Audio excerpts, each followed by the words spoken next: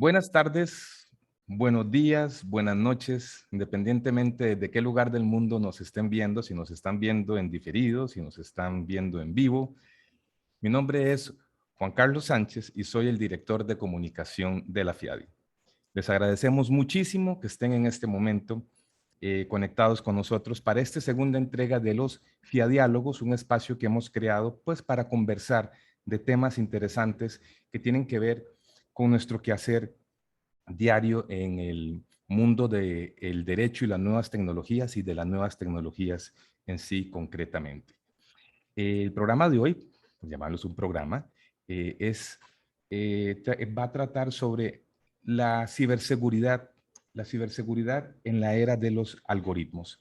Están con nosotros en este momento, nos acompañan desde México, vamos a empezar desde México. Está con nosotros Diana Benítez. Diana, pues, es mexicana, como dije anteriormente, es ingeniera, maestra en Ingeniería en Seguridad y Tecnologías de la Información por el Instituto Politécnico Nacional de México. Cuenta con una especialidad en Inteligencia para la Seguridad Nacional y durante sus estudios de maestría realizó una estancia de investigación en seguridad informática en Austria y presentó investigaciones de seguridad en Moscú, así como conferencias en eventos nacionales e internacionales relacionados con el tema de la seguridad nacional y la ciberseguridad, tema que vamos a tratar hoy. Además, ha sido capacitada en materia de seguridad por la Organización de Estados Americanos, la OEA, el Centro de Estudios Hemisféricos de Defensa y el Instituto Nacional de Ciberseguridad de España. Diana, bienvenida a FIADiálogos. También nos acompañan, ahora sí, desde el sur del continente, desde Buenos Aires, Argentina, Miguel Sumer Elías. Miguel es abogado especializado en ciberdelitos, negocios digitales y protección de datos personales. Es director, hace bastante tiempo me consta, de Informática Legal, institución jurídico-educativa pionera en el asesoramiento y formación profesional de cuestiones legales vinculadas a la informática. Además, es coordinador de las cátedras de Derecho Informático en la Universidad de Buenos Aires, la UBA, y la Universidad Nacional José Paz, la UNPAZ, y está doctorando en este momento el doctorado de Ciencias Jurídicas de la Universidad Católica, la UCA, allá en Puerto Madero, si no me equivoco, Miguel. Miguel es también miembro del Laboratorio de Ciberseguridad para los Parlamentos de las Américas de la Organización de los Estados Americanos, OEA, también, y además es conferencista, investigador y autor de numerosos artículos. Chicos, bienvenidos a FIADiálogos. Es un placer contar con ustedes y los escucho. A ver, empecemos. Juanca, un placer. La verdad que es cada vez que eh, tengo la posibilidad de que me convoques o de conversar, sabes que tenés un sí automático, tanto vos como la gente de la FIADIA, de la cual le tengo un especial aprecio y que conozco desde los albores, desde la formación, allá por fines de los 90. Me siento muy viejo, sinceramente, hablando así, pero no te sientas tan joven porque te conozco también desde esa época. Y la verdad que, como digo, le tengo mucho aprecio a la organización, a sus integrantes, tengo varias amistades de vieja data ahí. Y bueno, nuevamente un placer estar acá. Gracias, Miguel. Diana. Hola Juan Carlos, pues muchísimas gracias por la invitación. Es un placer para mí poder compartir contigo y con Miguel y pues con el público que nos escucha. Muchísimas gracias, chicos. Y bueno, la FIADI es muchísimo más antigua de lo que nosotros... La FIADI es como la Tierra, es más antigua de lo que nosotros creemos. Mucha gente tiende a pensar que la FIADI nació hace unos... No, la FIADI está de los años 80. De hecho, les voy a contar algo que no salga aquí ni de las redes sociales, pero vamos a hacer un FIADiálogos pronto para narrar un poquito cómo estuvo, cómo ha estado la historia de la FIADI y cómo va hasta ahora. Chicos, entremos en materia. Diana, cuando hablamos de ciberseguridad, ¿de qué va esto? ¿De qué estamos tratando? Y hablando de FIADI, yo en este momento me voy a poner mi sombrero de la FIADI aquí. Aquí está. El logo de la FIADI. Muy bien. Sí. Okay, Diana, Me imagino que vas a enviar uno a cada uno, ¿no? Como regalo.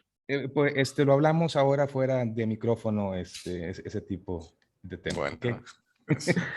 Diana, cuando hablamos de ciberseguridad, ¿de qué va la ciberseguridad? Porque se habla con mucha frecuencia, uno escucha hablar de, hay problemas de ciberseguridad, es un tema de ciberseguridad. ¿Qué es la ciberseguridad? ¿Con qué se come eso? ¿Con una tortilla, Ok, con un taco?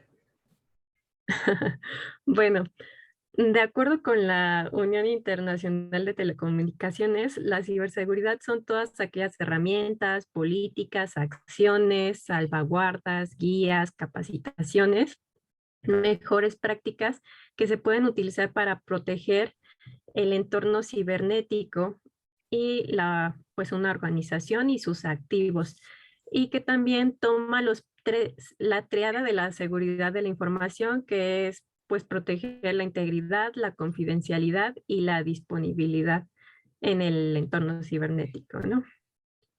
Y bueno, Sí. la integridad es que la información se mantenga tal cual reside a lo mejor en los equipos y que no pueda ser modificada por un ente no autorizado. La confidencialidad es que solo pueda ser accedida a esa información por las personas o los sistemas o todo aquel ente autorizado, y la disponibilidad, pues que la información se encuentre pues disponible, que tú puedas acceder a la información en el momento en el que la necesites. Bien. Si querés, Juanca, yo puedo agregar también Adelante, Miguel, por favor. o sea, lo que dijo Diana es tal cual, pero podría hablar de una relación de género-especie ¿No? entre lo que es la seguridad de la información y la ciberseguridad, porque a veces son términos que se mezclan, se usan de manera indistinta. Cuando hablamos de seguridad de información es un género, es un gran universo donde se incluye, es un paraguas que abarca incluso la ciberseguridad. La ciberseguridad está dentro de la seguridad de la información y la ciberseguridad comprende únicamente de datos en formato digital y dentro de un contexto interconectado de los mismos. La seguridad de información es un concepto muy más amplio que abarca todo tipo de información, todo tipo de estructura y todo tipo de datos, no solo los digitales. Pero bueno, es un complemento a lo que muy bien mencionó Diana, que no tiene nada que objetarse. Sí. En- Vamos a ir avanzando un poquito con esto, porque, vamos a ver, el tema de la ciberseguridad es, como todos sabemos, un tema, yo diría que muy manoseado, muy tratado, pero recientemente ha adquirido mayor relevancia por algo que no nos esperábamos, o tal vez sí no lo esperábamos, o pensábamos que le iba a tocar a otra generación, y es el tema de la famosa pandemia.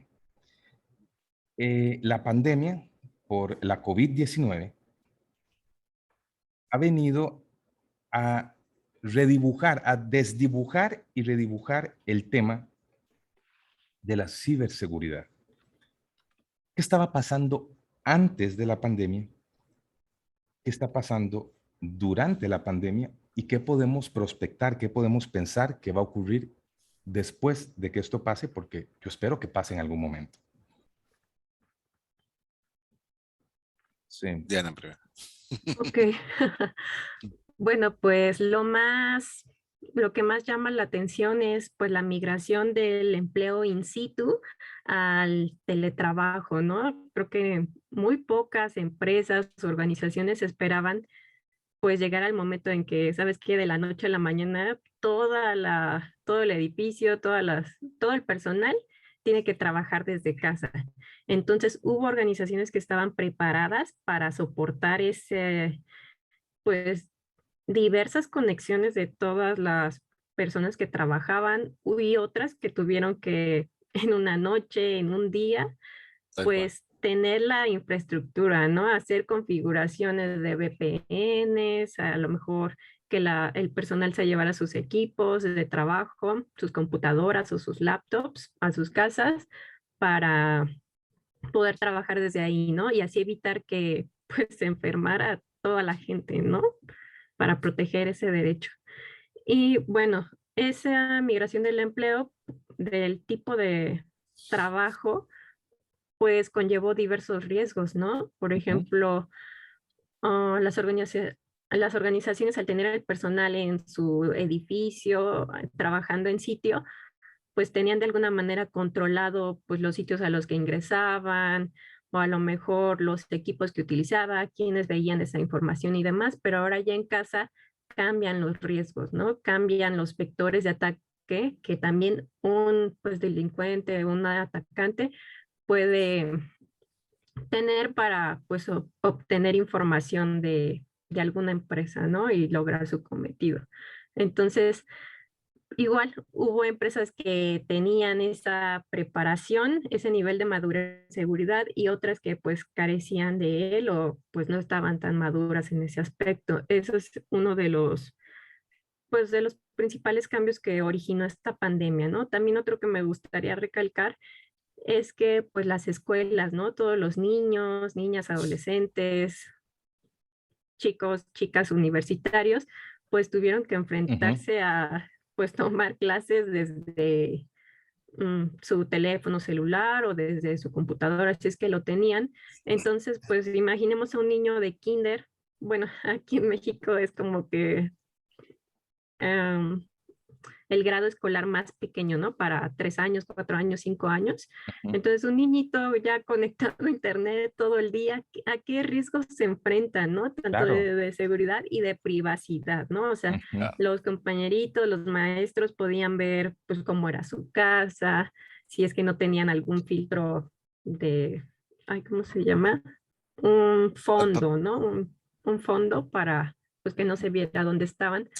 O pues, por ejemplo, pues un niñito pequeño pues le puede dar clic a cualquier cosa, ya se infectó su computadora y a lo mejor si es la computadora del papá, de la mamá, del hermano con la que trabajaba, pues ponía en riesgo cierta información, ¿no? Entonces, es una serie como que de eventos que van en cascada y que ponen en mucho riesgo pues a las personas y a las empresas.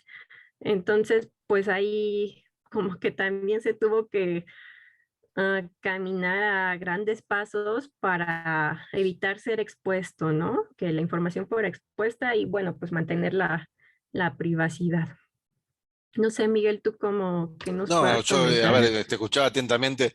Yo agregaría por ahí que mientras los chicos o los niños, o niños, niñas y adolescentes y kinders también estaban conectados, muchos de los progenitores, padres, madres o tutores estaban trabajando. O sea que tampoco existía, más allá del riesgo informático, también existía el riesgo de la falta de control Claro. presencial e inmediato, que también es uno de los grandes requisitos que se les sugiere a los adultos. Cuando comenzó la pandemia, hubo un gran shock por los meses de febrero, marzo, abril. Un gran shock mundial que produjo un aceleramiento de por lo menos mínimo 5 años. Es un punto de vista mío, no es estadístico, no es una tesis doctoral, pero por lo menos entre 5 y 10 años un adelantamiento de lo que se llama transformación digital. ¿Se me escucha bien o intercortado? Has tenido un pequeño episodio entrecortado hace un momentito, A pero ver, ahora se te está escuchando bien ya. ahí está bien, perfecto, sí, sí, Sí. de hecho me apareció un cartel. No, lo que decía es que ha habido con la pandemia un adelantamiento entre 5 y 10 años de lo que se conoce como transformación digital de las empresas o organizaciones públicas y privadas, porque no hay que dejar de lado tampoco al Estado. Y produjo un gran shock, sobre todo al principio de la pandemia, porque yo voy a contar una experiencia personal como docente de universidades públicas. Por ahí muchas personas se sientan identificadas de cada una de su ámbito, pero yo estuve realmente choqueado, sinceramente, porque cuando comenzó esto en Argentina, comenzó en marzo, y en marzo comienzan las clases universitarias, de las cuales uno tenía planificación, como decimos en Argentina, el término futbolero, de taquito la teníamos, la planificación. La teníamos ya durante muchos años armada para unas clases presenciales donde ya teníamos más o menos los esquemas, los temas. De golpe, en la misma semana que se dictan las famosas cuarentenas en Argentina, tuvimos que digitalizar el 100% de una currícula en varias instituciones educativas. De golpe tuvimos que digitalizar el trabajo. De golpe, fue muy choqueante. Pero bueno, no hay mal que por bien no venga, eso generó es como cuando te ponen una fecha de examen en una semana, ¿no? Uno deja todo lo que tiene que hacer y mete toda su energía ahí. Dentro de eso, algo bueno es que nos tuvimos que adaptar muy rápido y de esto no hay vuelta atrás. No hay vuelta atrás. De lo malo, sí, obviamente hubieron este aceleramiento, generó un montón de las cosas que dijo Diana y un incremento realmente incalculable, porque no hay cifras oficiales reales del incremento de los ciberdelitos de todo tipo. De todo tipo. Ciberdelitos que para ahora, para la población mundial, son novedosos, pero que nosotros los venimos hablando cuando éramos muy poquitos hablando del tema, hace 10, 15 años, y que hablan de ransomware como una novedad, hablan del abuso sexual infantil online como una novedad, del grooming como una novedad, y un montón de cuestiones que simplemente se explotaron exponencialmente. A eso se le suma que, y para terminar esta reflexión, en mi caso yo vengo dando charlas en instituciones educativas desde el 2008 sobre el uso responsable de Internet. Me ha pasado que incluso teniendo 2 hijas menores en edad escolar, me ha pasado que he tenido que contradecir mis propios consejos A al ver, ¿cómo ver es eso? cómo en la pandemia no podía aplicarlo por esta falta de control de lo que uno predicaba, porque yo tenía que estar trabajando. Mientras mis 2 hijas, cada una con un dispositivo conectada cada una a su clase, y yo con mis clientes, y no podía hacer lo que yo pregonaba. Entonces también fue una lección para mí mismo. Siempre se dice que para aprender hay que primero desaprender, reaprender y reaprender, ¿no? Estamos en una etapa de desaprender y reaprender muy fuerte. Es para reflexionar muy largo todavía, ¿eh? Pero bueno, como introducción creo que es un buen puntapié. Me gustaría también escuchar tu opinión, Juan, que tenés No, mucho para hablar. estoy totalmente de acuerdo con ustedes. Aquí decimos que la pandemia nos agarró a todos con los pantalones por las rodillas. Lo que pasa es de que, Claro. volviendo a esto, no sabemos si los llevamos para arriba o los llevamos para abajo. Pero lo cierto es que nos ha pillado de una forma que no estábamos preparados. En el caso aquí, en Costa Rica, pues ocurrió exactamente lo mismo. Las universidades públicas, las universidades privadas tuvieron que mover todos sus programas a distancia. No teníamos una buena regulación para el teletrabajo, lo que acaba de decir Diana. Las empresas y el mismo Estado no podía garantizar VPNs, por ejemplo, que lo tuvimos que decía Diana, para poder reforzar la seguridad. Y en este momento estamos en un debate muy interesante, que es eh, de la Sala Constitucional. El Tribunal Constitucional declaró que sí es constitucional el exigir la vacuna contra el coronavirus. Entonces, en este momento, inclusive, un empleador puede iniciar un proceso contra un empleado que no se quiera vacunar, y en el sector público es obligatorio también. Entonces, tenemos que exhibir un certificado de vacunación para entrar a lugares públicos, que se va a hacer mediante un código QR, pero todo el debate que ha habido, en buena parte de esos, en temas de ciberseguridad, es que no estamos muy seguros que el Estado tenga la capacidad para hacer esto de una manera que se tutele y que se protejan los datos personales de la población, de los habitantes. Otra cosa, si es un tercero el que lo va a hacer por el Estado, ¿cómo están protegidos esos datos? De repente son datos que pueden ser accedidos por alguien más. Entonces es un tema de ciberseguridad. Está ocurriendo lo mismo en todas partes. O sea, si hay algo, he dicho yo, Estamos hablando de datos sensibles también, ¿eh? datos sensibles, sí. Datos de salud, Sí, además. datos de salud, sí. Uh-huh. Si hay algo que ha demostrado que nosotros como especie somos una sola cosa, es la pandemia. Pero también ha demostrado las desigualdades que hay a nivel mundial, porque vamos a ver, siempre se ha dicho de que estamos todos en el mismo barco, en el mismo mar picado. Y lo que se ha demostrado es que estamos en el mismo mar picado, pero estamos en distintas naves. Algunos van en naves más pequeñas, más endebles, otros van en naves más grandes, más poderosas. Y esto está quedando evidenciado porque vemos países, por ejemplo, que ni siquiera tienen cifras de vacunación y todo, y que están enfrentando esto prácticamente con las uñas. Y ya ni siquiera hablemos del tema de la digitalización, del tema de la seguridad cibernética, porque hay casos en que en realidad es bastante triste. Pero sí, está ocurriendo en todas partes. Diana, yo tengo una pregunta para vos porque vos sos miembro de la Academia de Ciberseguridad y Derecho Digital de México. ¿Qué están haciendo ustedes en México en este momento como academia? ¿Tienen algún programa que estén para dar difusión, extensión, educación con respecto a estos temas allá en México? Sí, precisamente fomentamos la enseñanza y la investigación de la ciberseguridad, del derecho y pues de todo lo que está relacionado con las tecnologías de la información para pues que llegue a más personas, ¿no? Ya sean universidades, centros de investigación y pues difundimos noticias y diversos análisis para pues que las personas, la sociedad pueda conocer un poco más de estos temas.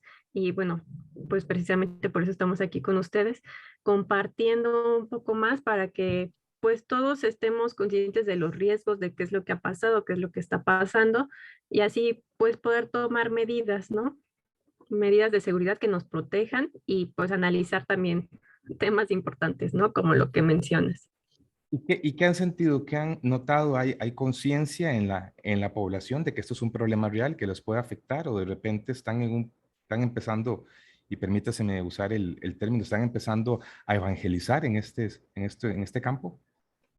Pues hay de las dos partes. Está como las personas que dicen, bueno, es que pues no me importa que alguien entre a mi correo porque no tengo nada malo. Ok, no tienes nada malo, pero pues, ¿qué puedes tener ahí tus datos personales y pues qué pueden hacer? Suplantar tu identidad o usurparla, ¿no? En los casos. Hay mucho interés. Por ejemplo, recién participé en un evento de seguridad, que es un capture the flag, es decir, en un ambiente controlado tratar de encontrar pues banderas como que simular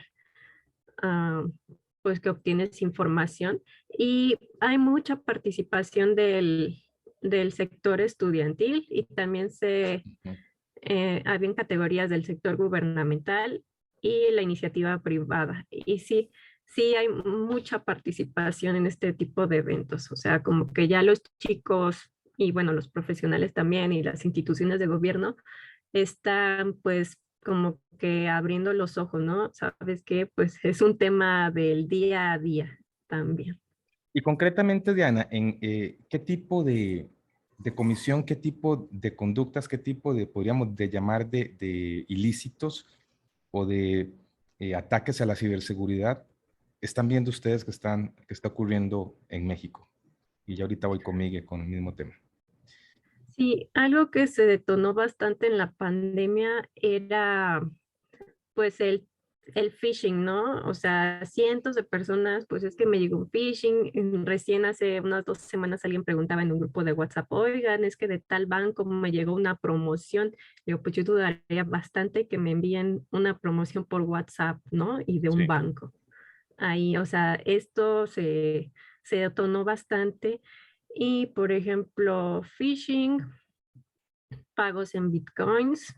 Y lo peor de todo es que, bueno, a mí me llegó uno, ¿no? Que me enviaban mi correo y una contraseña, pero yo siempre uso diversas contraseñas para todo y dije, ay, esta contraseña es súper vieja.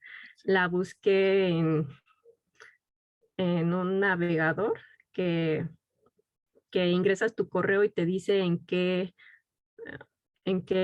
brecha de seguridad se vio afectada. Y dije, ah, sí, pues sí, coincide, ¿no?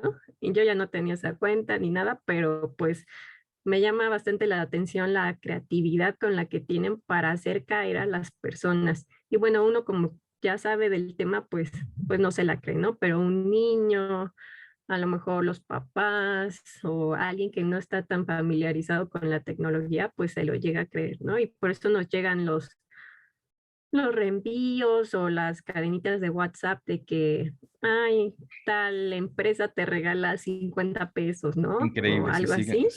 Y las constantemente. Ajá. comparten. Y el hecho de compartirlo es que lo están creyendo, ¿no? Que está pasando. Sí. Estos Y, son los ujú. tipos, bueno, son los vectores de ataque, ¿no? El phishing, que al final lleva a que a lo mejor la persona ingrese los datos personales, sus datos bancarios y así roben la información y de repente pues ya no tengan dinero en su cuenta del banco, o tengan cargos no reconocidos y todo este tipo de, pues de delitos, ¿no? Que se pueden dar con tan solo dar clic a una liga. Miguel, ¿qué estamos viendo en Argentina?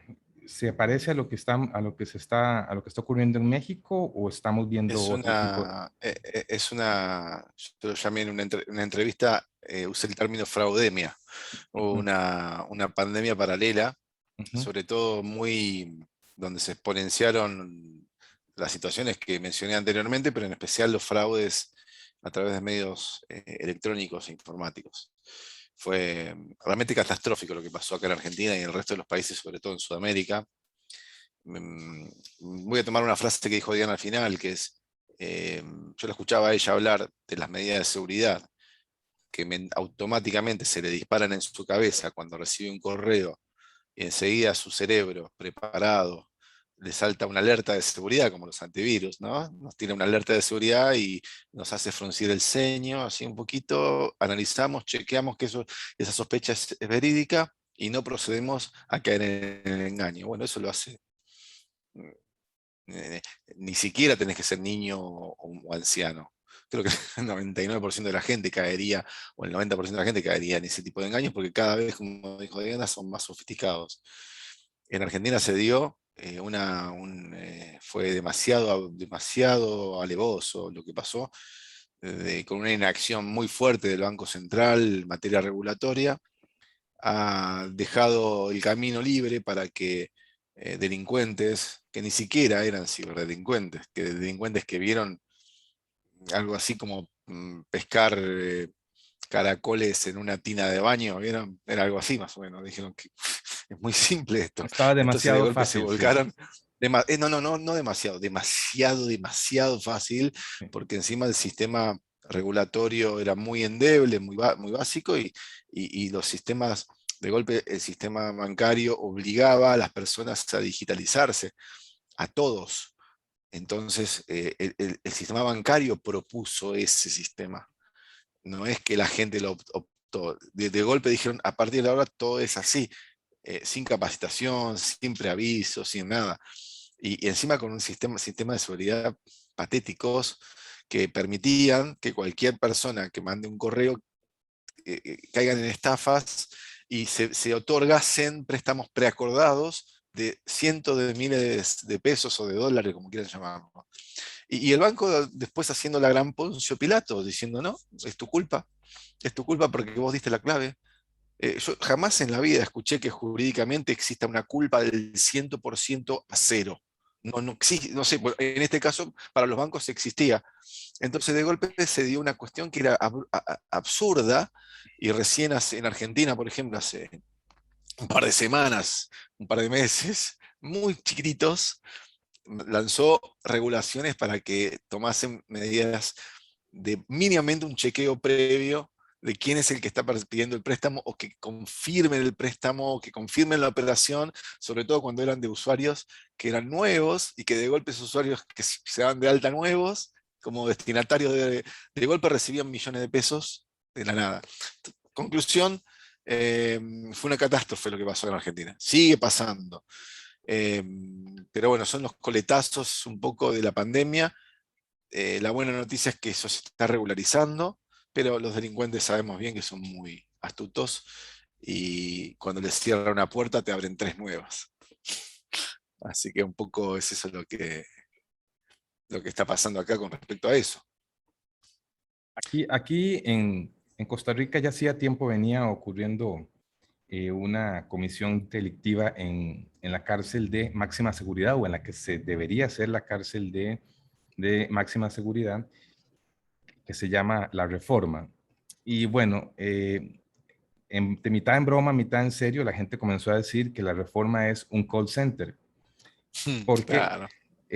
a mí ya me pasó, o sea, a mí y a familiares míos me ha pasado que he recibido llamadas de personas que están ahí, En la cárcel, sí. que están privadas de libertad y como vos decís, o sea, no son precisamente personas que son muy duchas en temas informáticos, no tienen que hacerlo, simple y sencillamente engañan y saben de que por ley de probabilidades, cuando hacen tienen todo el tiempo del mundo, hacen unas 100 llamadas, de repente unas 5 van Es un a tema sacar algo estadístico, es estadístico. estadístico. Y bueno, y ahí hay un tema ahí, que se ha discutido mucho, porque esto se hizo más grande ahora con Es el uso de estar en celulares. pandemia. Sí, está con celulares, de cómo bloquearse la señal de celular, que hay una serie de cosas ahí ocurriendo, pero es bien curioso.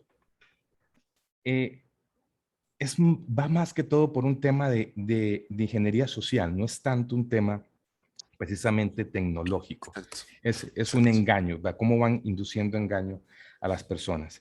Y Pero bueno, te voy a decir una cosa más. sí, Esto lo repito todas las veces que puedo y perdón si soy reiterativo, pero es tan importante. Estamos en una época de la humanidad bisagra. Todas las épocas son bisagra porque cada época tiene su particularidad, pero esta en particular se da en que hay coincidencia de que esta cuarta revolución industrial que se dice que es la más revolucionaria de todas porque abarca, no es la máquina de vapor en Inglaterra, sino es universal. No hay vuelta atrás de ninguna forma. Y las tecnologías de información, las TIC, producen y siguen produciendo un cambio semestral, anual, incalculable. ¿Qué ocurre? A nuestra generación, la que estamos acá, nosotros tres y muchos de los que nos están escuchando, somos por ahí la última generación de la historia de la humanidad que disfrutó la analogía o disfrutó una infancia y una adolescencia con las herramientas analógicas, con los juegos, con la televisión de ese momento, eh, y vio como un testigo privilegiado ese cambio de paradigma grotesco que hubo hacia lo digital. Y de golpe hoy vemos ese mundo analógico que nosotros vivimos como algo muy del pasado que no se va, no va a volver a repetirse, pero con somos una nostalgia, generación con nostalgia, privilegiada, con pero nostalgia. somos una generación privilegiada que disfrutamos mucho y entendimos mucho la analogía y disfrutamos mucho y entendimos mucho lo digital. Por lo tanto, la generación de nuestros padres y abuelos solo disfrutó lo analógico y la nueva solo lo digital. Entonces, ojo porque somos una generación que vio el cambio y disfrutó ambos cambios. ¿Esto qué hace? Que venimos con el chip en nuestros cerebros de que nos han educado personas que solamente nos metían conceptos de seguridad en la vía pública, por ejemplo, o con las personas, o con los engaños y los cuentos del tío en la vía pública. Por lo tanto, hemos recibido una formación casi militar, como pájaros carpinteros que nos han dicho 155.000 veces por día en nuestro cerebro: no hables con extraños, cuidado de cruzar la calle, abrígate que hace frío, cuidado con esta avenida, cuidado con esta gente, todos los días. Y vos le decías: ya sé papá, ya sé mamá, como que hincha, que son... No, y todos los días, pero venimos con un nivel de sobreabundancia de consejos en la vía pública. Ahora ocurre que no hemos recibido nunca consejos en la vía digital. Y pasa lo que dijo Diana: una ignorancia absurda a la hora de conectarse a Internet. O sea, uno va por la calle caminando y cuando escucha pasos por detrás, por ahí aferrás un poco la cartera, la billetera, el celular, lo pones un poquito más, mirás para los costados, observas a través de un vidrio de un local a ver si hay alguien detrás. O sea, somos agentes de inteligencia en la calle, pero tenemos la guardia en alto. Nos conectamos a Internet y bajamos la guardia. Totalmente. Entonces, ¿qué hay que trabajar incansablemente? En incorporar materias en el kinder, en el colegio, en la universidad, en los medios de comunicación, abrumar, así como hay campañas sobre el sexo seguro, sobre la vacunación, sobre lo que sea, pero lo venimos hablando hace 15 años esto, Juanca. Pero hoy no hay forma, no hay opción. Hay que Sí. abrumar los medios de comunicación y la educación con materias obligatorias sobre el uso responsable y el uso seguro de las TIC.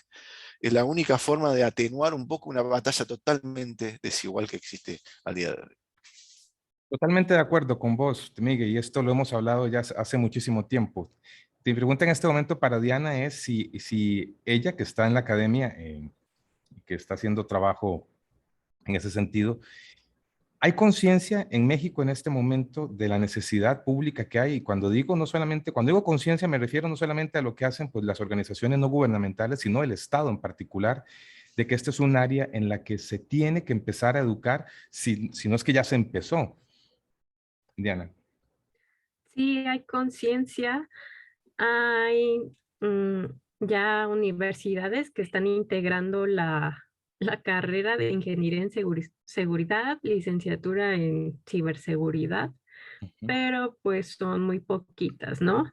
Hay algunas que tienen algunas materias, no sé, en ingeniería, tienen una materia de seguridad, pero pues son muy mínimas, se necesitan crear más programas y como Miguel lo decía, ¿no? Desde el kinder, desde la primaria, secundaria, ir pues concientizando a los niños, niñas y adolescentes sobre los riesgos, ¿no? Porque bien se escucha, pues no le hables a cualquier extraño, pero pues los pequeños entran a una sala de chat y al que le habla le contestan, ¿no? Y no saben si es un otro Ah, niño, otra niña o pues una persona grande con malas intenciones, ¿no? Ajá. Ahí es Hay donde se groomers. tiene Ujú. que concientizar, se Yo, tiene que concientizar y fomentar, crear más programas y hacer campañas en las escuelas, ¿no? Había una, no sé si aún siga vigente, pero mm,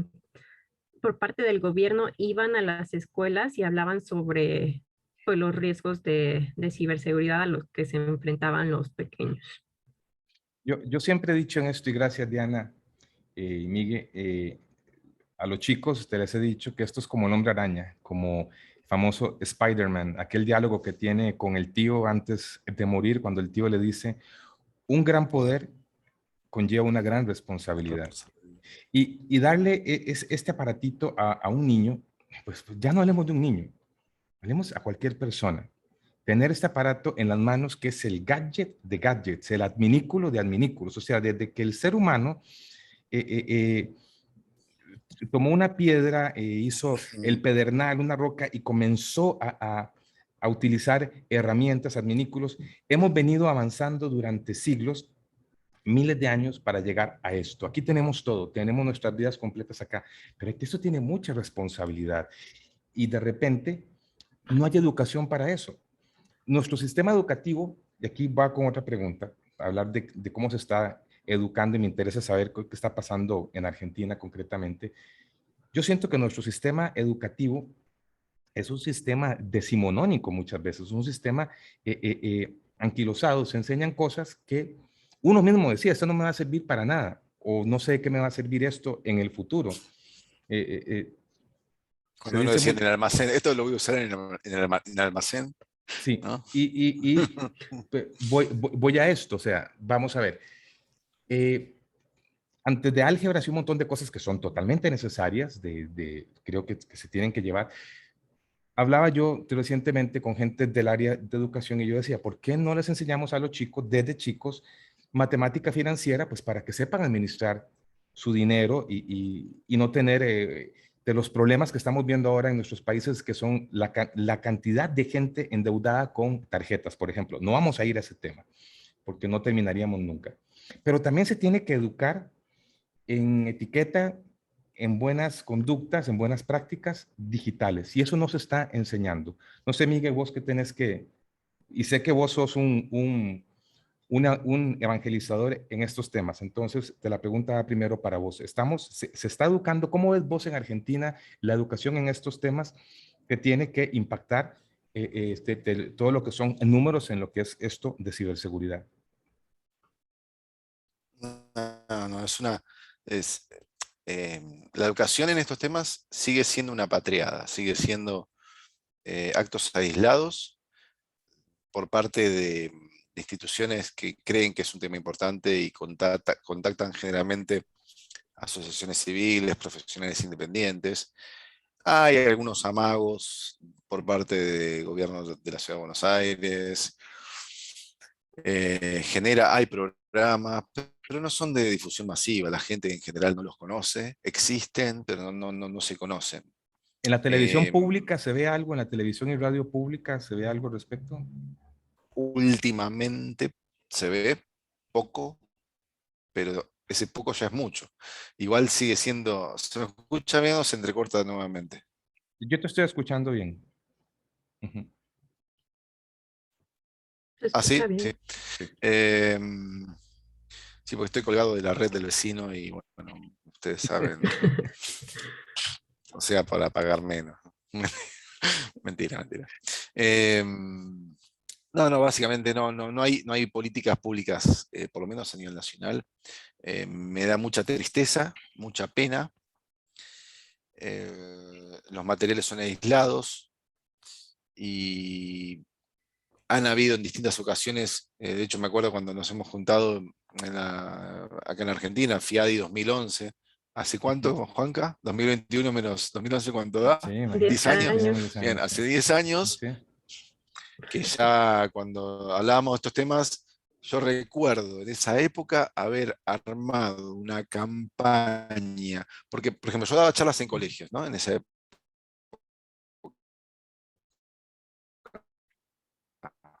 Te congelaste ahí, Y Miguel. eran, ay, qué lástima. Vos Lástima. dabas campañas en colegios, Ahí dijiste. Ok, estamos.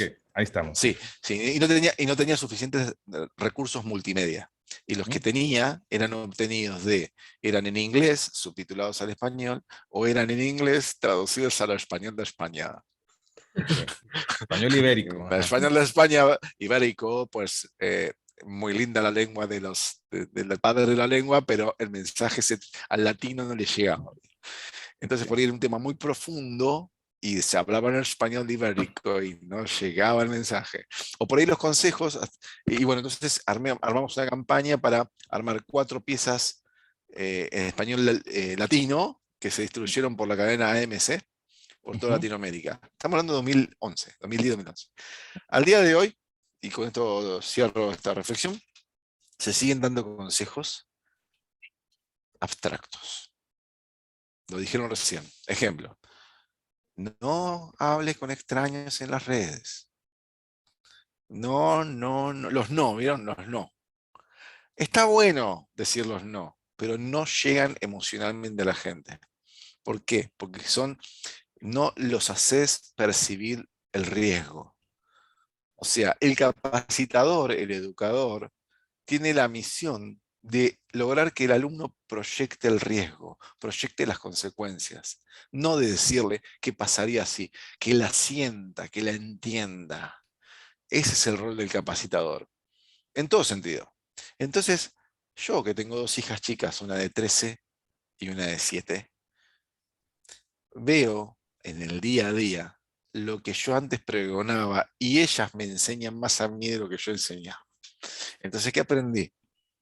Está muy bien decir no hables con extraños, es maravilloso, pero ocurre que puede ser hasta utópico que los chicos no hablen con extraños, porque de hecho se trata de hablar con extraños en en los juegos online, en el Roblox, Claro. en el TikTok, son todos, claro, salvo que sean muy pequeños y el dispositivo lo tenga el adulto y la clave la tenga el adulto y el control lo tenga el adulto, pues claro, ahí sí, son 5 amiguitos y listo. Ahora, cuando van creciendo, después de los 10, 11, 12, ya el nivel de control, cuanto más controlas, más se te van por otros lados. Entonces ahí es donde hay que educarlos en la responsabilidad porque van a tener que tomar decisiones propias. Entonces es como enseñarles a andar en bicicleta nuevamente. Pero para eso, el adulto primero tiene que aprender. Totalmente de acuerdo. Diana, en tu experiencia en la academia, ¿tienen identificados ustedes en México cuáles son las poblaciones vulnerables de esto en este momento? Y si son las mismas de antes de esta pandemia o si o se ha cambiado ahora recientemente. Buena pregunta. Am, Aquí nos gusta hacer bueno, buenas preguntas a nosotros. es que Es excelente pregunta. ¿Por qué? Porque en el mundo digital todos somos vulnerables. Por ejemplo, un profesor decía, el maestro Oscar Lira, decía, navegar en Internet es como dejar a un niño pues chiquito en la zona más peligrosa de la ciudad. O sea, no sabes qué le puede pasar, ¿no? Se le pueden robar, no sé. Entonces, todos somos vulnerables. Por ejemplo, hablábamos del phishing, o sea, puede ser un phishing súper fácil de identificar como algo ya muy específico. Ahí cualquiera puede caer, ¿no? Porque te puede engañar tanto que, ay, sí, pues sí, ay, no, sí, sí me piden mi dato, ¿no? Pero bueno, en ese aspecto todos somos vulnerables, ya sea como personas o como organizaciones. Siempre se conoce que el factor humano, el humano es el eslabón más débil en Totalmente de la acuerdo. cadena de la seguridad. Totalmente. Pero sí, sí, las personas, bueno, o sea, como que todos somos vulnerables, pero hay algunos que son más vulnerables, ¿no? Que están en mayor peligro, que como lo comentábamos, son los niños, las niñas y los adolescentes. ¿Por qué? Porque va desde que, por ahí había una noticia hace ya varios años de que el hijo estaba jugando, creo, Xbox y Ujú. vació la tarjeta del papá, ¿no? O sea, pues puede ser que el papá cuidaba muchísimo sus tarjetas, pero pues estaba ahí guardada en la sesión y pues el niñito se le hizo fácil darle clic y comprar algo más y Comprar pues se juegos gastó el y sí, dinero, ¿no? sí, logins y Entonces, demás. ellos son los más vulnerables porque a lo mejor no existe una capacidad de decisión, de análisis como alguien más adulto lo tendría. Claro. Y por otro lado, también hay redes sociales que incitan a que, pues vamos a hacer tal reto y pues no son retos buenos, ¿no?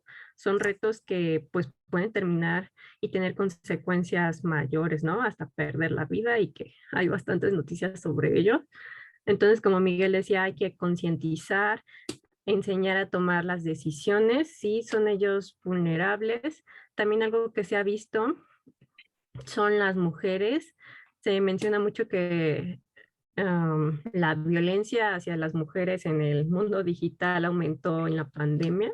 Entonces, Sí, este claro. sería otra población en riesgo. Y los adultos mayores, como lo comentábamos, o sea, nosotros llegamos a esa transición, ¿no? Entre el mundo analógico y el digital, pero ya personas mayores, pues, pues a lo mejor les cuesta mucho trabajo hacer un correo o tener una red Claro. social y pues cuesta un poco de trabajo la transición entre la vida pues común, normal, antes de la conexión a Internet y ya conectarse a Internet tiene sus riesgos, ¿no? Entonces creo que esas son las poblaciones que tenemos identificadas. Yo Sí, creo que todos, coincido. gracias Diana, yo creo que todos sí hemos visto y todos somos testigos de primera mano de esto que está ocurriendo. O sea, todos tenemos cerca un niño, ya sea que sea nuestro hijo, nuestra hija o de repente un sobrino, todos tenemos una persona mayor que es reticente, que tiene todo el derecho a tenerle miedo a la tecnología porque es algo con lo que no creció. Y es Claro. algo que, y es algo que tenemos que entender, porque muchas veces uno le pierde de la paciencia explicando cosas a, a la gente mayor, y porque los chiquillos lo captan rápido, pero el chiquillo capta rápido, el pequeño capta rápido de la parte tecnológica, la curva de aprendizaje. Se la agarra rápido, más rápido que uno. Lo que no capta rápido es el riesgo. Pero vamos a ver, uno ve con mucha frecuencia, porque quiero pasar a otro tema. Yo lo mido de distintas maneras, pero lo mido, por ejemplo, con los clientes, con la gente que les doy alguna asesoría, algún servicio, siempre que hablo o que me hablan, van, que vienen a donde me diste por primera vez, yo les pregunto, ya sea si es un profesional independiente o una empresa, les pregunto, y miren en la época que estamos hablando, ¿cuál suite, cuál sistema de seguridad tiene usted instalado en su equipo? Entonces, con mucha frecuencia, la respuesta es, bueno, No lo sé. teníamos uno ahí que descargamos gratuito, pero hace rato está diciendo ahí que lo paguemos y no lo pagamos. O sea, y eso eso nos dice a nosotros, solo eso nos dice cómo falta evangelizar en esto. O sea que, y es algo que vengo aquí notando para hacer un poquito el resumen de este tema, al menos para este módulo en particular, cerrarlo ahora, hay un tema en el que los estados y las empresas privadas tienen que ponerse de acuerdo, no hoy, sino ayer, para empezar a hablar de esto claramente, y los medios de comunicación y nosotros, de los comunicadores, y de cierta forma, este espacio que estamos haciendo el día de hoy debe servir para eso. Si usted está viéndonos en vivo o en diferido, comparta después este enlace con sus familias, con sus amigos, con sus seres queridos, con sus compañeros de trabajo, porque hay que empezar a educarse en esto. Si no han empezado, tienen que empezar ya a educarse en esto. Hay que subir en la guardia. Y señores empresarios, hay que invertir. Hay que invertir en tecnología. O sea, olvídense de todo lo que hay ahí gratuito y todo. Hay que invertir. Pero no quiero ir ahí en este momento porque, sí, perdón, Miguel. Pensé que decías algo. Quiero ir a otro tema ya para ir cerrando esto, y lo dejé de último, que es un tema que mucha gente está hablando ahora, y es el tema, como decimos en periodismo, es el issue que está moviendo las redes te moviendo, como dirían hacía un tiempo, todos los prompters en todas partes del mundo, y es los famosos Facebook Papers. Estos documentos que una informante, que pues no es ella, decidió no ser anónima, ha salido a dar su cara, ex empleada de Facebook, ha salido a decir, pues no hay ninguna novedad en cuando le dicen a uno, una empresa quiere ganar dinero. O sea, nadie abre un almacén para perder plata. O sea, nadie abre una pulpería, una confitería para perder dinero. Nadie abre una tiendita, como llaman en México, para perder. Entendemos que quieran ganar, pero el problema que estamos viendo con los Facebook Papers, aquí quiero que ustedes, chicos, me hablen al respecto, es cómo están ganando, porque están explotando fibras muy sensibles en nosotros, sí. Y eso tiene que ver con temas de seguridad digital. ¿Quién quiere empezar a comentar? Voy a hacer una pequeña reflexión inicial, porque esto no es es un debate de un panel, ¿no? Pero digo, las redes sociales, que empezaron siendo casi algo complementario. Yo recuerdo cuando salió MySpace, Facebook, Twitter en el año 2007, 2008, que se debatía en esa época: ¿vos tenés cuenta de MySpace, de Twitter? No, yo no quiero estar era un debate. Hoy no es opcional. Si no estás en las redes, básicamente, bueno, sí es opcional, pero para la gente que está en el ámbito de nuestra generación profesional, por lo menos uno tiene que tener cuentas. Ese está buenísimo, el fin ese. Y obviamente aceptamos, la mayoría sin leer los términos y condiciones, aceptamos que somos el producto. Lo aceptamos tácitamente porque expresamente, o sea, es expreso cuando vamos a aceptar, pero nunca leemos lo que aceptamos. Hasta ahí son reglas de juego que uno lo entiende, pero después nos damos cuenta que se ha creado ni siquiera un monstruo, un leviatán. Se ha creado el monstruo de los monstruos, que muchas veces en la universidad, cuando yo doy clases de estos temas, les digo, ahora en esta readaptación docente en Zoom, en las clases por Zoom, en vez de hablar, yo trato de ser muy interactivo y les digo, bueno, ya mismo ingresen ahora mismo a Google y busquen cuánto dinero recaudó Google y Facebook en el último año, ya. Y están todos los chicos así, y encuentran. Listo, ahora busquen cuánto dinero tiene el Banco Central de la República Argentina en reservas, ya. Y buscan, y se dan cuenta de golpe con esa búsqueda que tiene más dinero que 5 bancos centrales de Latinoamérica juntos. Entonces uno dice, epa, en un año, ¿eh? Entonces uno dice, ¿qué es esto? ¿Cómo ganan dinero? Si a mí no me llega la factura por abajo de mi casa. Estamos creando un leviatán digital. Ya está creado en realidad. Que tienen un poder de mover gobiernos, estructuras, sectores, tendencias, con tan solo una política. Ellos, que no son ni un Estado, que no son ni un organismo, son una empresa que persigue sus propios intereses, que puede digitar lo que aparece y lo que no aparece, en los buscadores, en los contenidos. Porque ¿tienen el derecho? En principio sí, pero ya llegan a un nivel de poder que están en modo Dios. Por lo Exacto. tanto, es muy peligroso lo que están haciendo. Tan peligroso, y no es que se termina acá. Si no le ponemos un coto, un freno, desde el punto de vista ético y jurídico, de control, no solo con las multas irrisorias que para ellos en realidad son, más allá de que sean de millones de dólares, si no le ponemos algún tipo de freno, esto ya va a ser muy, muy, muy, muy difícil, ya lo es, de detener. Eh, las leyes de protección de datos quedan ridículas a todo esto. Entonces se demostró que hay una política adrede tendiente a la desinformación y a la moderación de discursos. Entonces ahí es donde se abriría un debate enorme, porque no es un error. Los algoritmos están totalmente enfocados adrede a determinadas tendencias en pro de los beneficios económicos de estas empresas. Gracias, Miguel. Diana. Es un gran debate. Sí, es un debate para mucho rato, pero por eso lo dejo de último, porque se nos iba todo el programa hablando de esto, porque es muy apasionante. De repente podríamos hacer un espacio especial para hablar de este tema.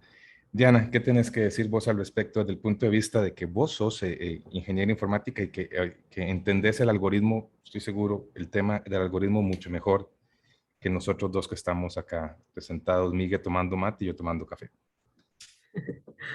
Sí, exactamente. Bueno, pues son algoritmos que deben de estar, pues hasta cierta parte muy entrenados para reconocer, pues a qué le das like, qué pues ignoras. Por ahí, creo que en Instagram leí que decía que hasta cómo usas el display de tu teléfono, ellos guardan, ¿no? A lo mejor lo que pasa es más rápido, lo que se detiene un poco y a lo mejor estás analizando lo demás. Se fijan bastante en ello. Hay un documental que se llama Dilema Social y habla precisamente de eso, ¿no? Y algo que me llama bastante la atención es que pues el algoritmo tiene impacto en la vida, pues en la vida de las personas, ¿no? Ahí hablaba sobre de que a una niña le pusieron, una niña se tomó una foto, am, pues una compañerita le puso, ay, creo que, pues un comentario no agradable. Y hasta la chica ya pues empezó a pegarle en su autoestima, incluso quiso hasta suicidarse, ¿no? O sea, que hasta dónde impacta, ¿no? Hasta en la parte de seguridad ciudadana. ¿Por qué? Porque pueden haber más suicidios u otros tipos de situaciones, por ejemplo, la polarización. Bueno, es un tema muy extenso del Es un cual tema muy extenso, sí. podríamos hablar, pero tiene repercusiones, ¿no? Por ahí se menciona que hasta para la primavera árabe, pues se ponían de acuerdo a través de redes sociales, o sea, sí tiene un impacto y pues igual el algoritmo, mmm, algo que leía era que de acuerdo a dónde estás y a lo que le das like es lo que te va mostrando. Entonces puede ser que la persona que esté junto a mí le aparezcan cosas muy distintas. Entonces, ¿hasta dónde te está influenciando y qué te está llevando a hacer? Es pues la red social, ¿no? A través de su algoritmo. Y bueno, aparte de los papers decían que pues supuestamente no tienen como que la forma de limitar la viralización de información falsa. Puede ser complicado, pero esto requiere tanto de un algoritmo como pues de personal que esté como que cubriendo lo que el algoritmo no está detectando. ¿Por qué? Ay, Porque puede sí. ser, por ejemplo, a veces uno puede reportar algo y el algoritmo te puede decir, no, pues no, no hay nada, pero ya cuando un humano entra y lo analiza, ahí, ok, pues sí, sí era, ¿no? Digo, a Cuando hay mí un ya curador me... humano, sí. A mí lo que Ajá, más me sí, llamó exactamente. poderosamente la atención esto, gracias Diana, es el tema que decía esta chica, esta informante, de cómo Facebook fomenta más bien el, el que haya división, que ella dice, entre más polémico sea el tema, ellos más lo van a fomentar porque genera más tráfico, porque esto les va a traer mayores ganancias. y cómo ellos podrían controlar ese tipo de cosas y no lo hacen. Hay un tema interesante y es el que, por ejemplo, Europa se comportan como una sola comunidad. Y aquí recuerdo el caso del famoso derecho al olvido, que nace en España, en tribunales de España, se escala a tribunales. Google en su momento le dijo a España: usted está ya al otro lado del mundo, no me importa. Y ya cuando fue Europa, los tribunales europeos, ya Google dijo: así, señores, sí les vamos a poner atención, vamos a hacerles caso. Ok. Pero en el caso de nuestra América eso no ocurre, no tenemos todavía esa conciencia regional para podernos hacer sentir como una región fuerte y pararnos firmes ante los abusos de las empresas de redes sociales o las empresas tecnológicas. Estamos en pañales en ese sentido. Nos falta mucho todavía, porque uno ve las regulaciones, las normativas de nuestros distintos países y primero hay que preguntar, ¿existe normativa? Porque en No, algunos no. países ni siquiera existe todavía. Sí, Y sí. sí. Entonces, el tema es de no acabar. Chicos, ya hemos pasado una hora conversando de este tema tan apasionante. Yo no sé si ustedes tienen algunas palabras con las que quieran concluir antes de despedir esta segunda entrega de estos fiadiálogos. Primero, Sí. ¿Quién quiere despacharse? Como a veces cuando hablamos de estos temas tengo muchos déjà vu, porque son temas que son reiterados. Antes éramos muy poquitos los que debatíamos entre poquitos y nos convencíamos entre poquitos, y de manera demasiado lenta se fue extendiendo. La pandemia ayudó, dentro de la tragedia que significó, a que se popularicen los temas, pero la conclusión es: ya está, ya está. Señores gobernadores, dirigentes políticos, ya está. Ya está. Pongámonos los pantalones largos. Esto tiene que ser política de Estado. totalmente de No acuerdo. pretendamos que, así como en los años 90 era revolucionario incluir inglés en los colegios, educación sexual en los colegios, educación alimenticia en los colegios, ecología en los colegios, y hoy son estándares de educación. Ya está, señores políticos. Ya es hora de que haya un estándar definitivo para incorporar no la materia tecnología, no la materia informática, donde te enseñan a utilizar el Word y el Excel, o a diseñar en Photoshop, la materia para usar de manera responsable y de manera segura todos los dispositivos y redes y herramientas informáticas. Esa es la conclusión. No pretendamos la utopía de buscar una regulación latina, porque el sistema político es muy diferente a Europa, que es una unión consolidada, donde hay políticas generales. Acá cada gobierno nuevo que aparece en un país de Latinoamérica amaga con irse del Mercosur, del Merconorte, de acá. Entonces empecemos por país, estableciendo políticas. No daña a nadie, no perjudica a nadie y beneficia a demasiadas personas. Esa es mi conclusión. Diana.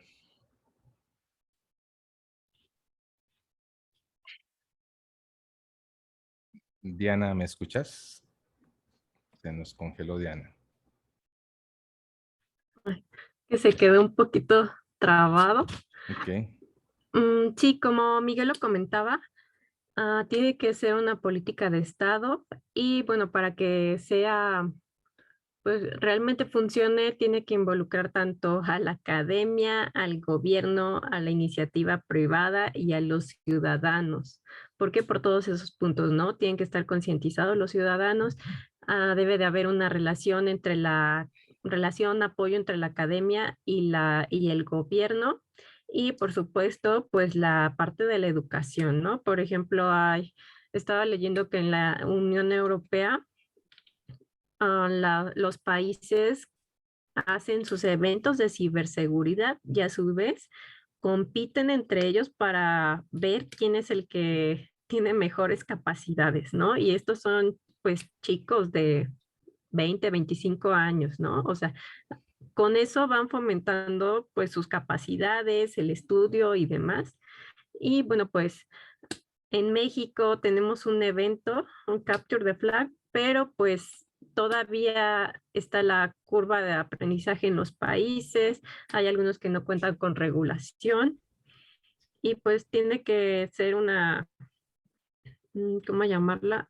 Una política, ¿no? Que realmente sea apoyada por el gobierno y que a su vez sea transseccional. Bueno, aquí tenemos sexenios, no sé en sus países cómo sea, pero pues que sea a lo largo del tiempo, ¿no? Que no con cada cambio de gobierno, pues a lo mejor venga abajo el trabajo que se hizo en ciberseguridad, sino que incluso hasta se mejore, ¿no? ¿Por qué no?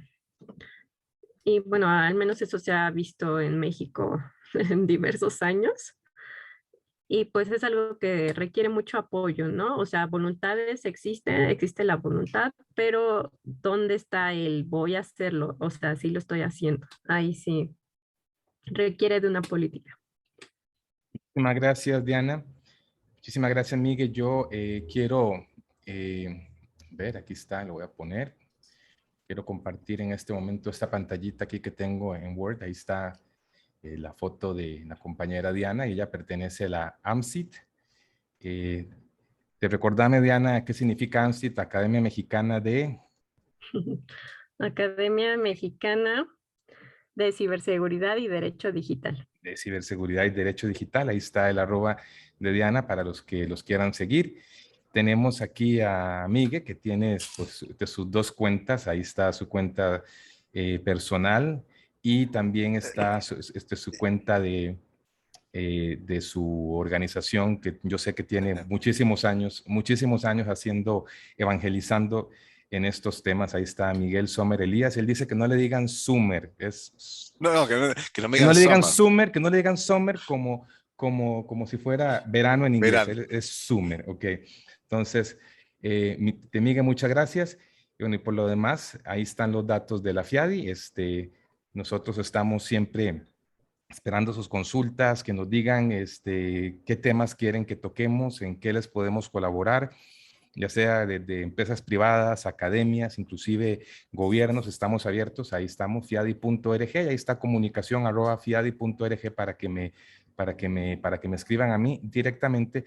Ahí están también nuestras redes sociales para que nos sigan. Por lo demás, yo les agradezco muchísimo a ustedes, chicos, que hayan atendido al llamado que hicimos. También tengo que agradecer a Ernesto Ibarra, nuestro compañero y vicepresidente de Relaciones Institucionales, que con él estuvimos, como decimos aquí en Costa Rica, peloteando el tema, viendo a ver cómo lo abordamos, porque estamos en el mes de la ciberseguridad y no queríamos terminar el mes sin tocar estos temas. Muchísimas gracias, Diana, muchísimas gracias, Miguel. Espero, Diana, poderte conocer en persona algún buen día. Miguel, espero volvérmelo a encontrar un buen día. Tengo que decirlo aquí públicamente, es un excelente anfitrión allá en Buenos Aires. Yo soy Juan Carlos Sánchez, director de comunicación de la Federación Iberoamericana de Asociaciones de Derecho e Informática. Esta es nuestra segunda entrega de los FIADiálogos y les agradecemos a todos ustedes el haber estado aquí siguiéndonos el día de hoy. Nos vemos en línea y, como decimos acá en Costa Rica, pura vida. Chao. Chao. Adiós.